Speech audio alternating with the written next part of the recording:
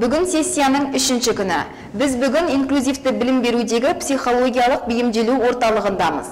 Инклюзивті білім беру дегеніміз не? Мұнда қанша студент білім алуда? Ол сұрақтардың жауабын бірге қарастырайық.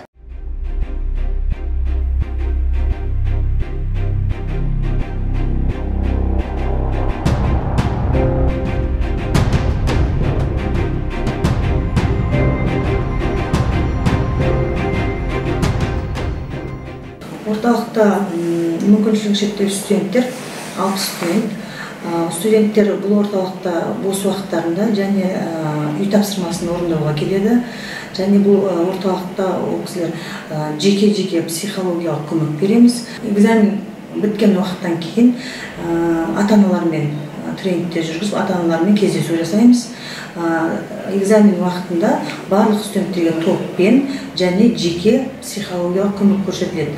Топпен тренингтер жүргіземіз.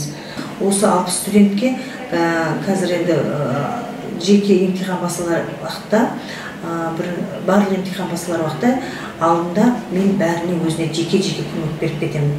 Психологиялық, өйткені олар дайындауымыз керек қай кезең болса да. Олар кәдімгі сабақ уақытысында оқиды, бірге жүреді, білінбейді, ал емтихан уақытысында уже олар депрессияға ұшырайды. Неліктен? Өйткені қорқыныш, үрей, топпен тапсырған кезеңде коридорда мысалы көп адамдар болады. Олардың қысым, жаңа жүйкелері тозып кеткен кезең болады. Қан қысымы көтеріледі. Сол кезеңде мен өзі бәрімен байланыстамын, 60 студентпен тікелей байланыстамын.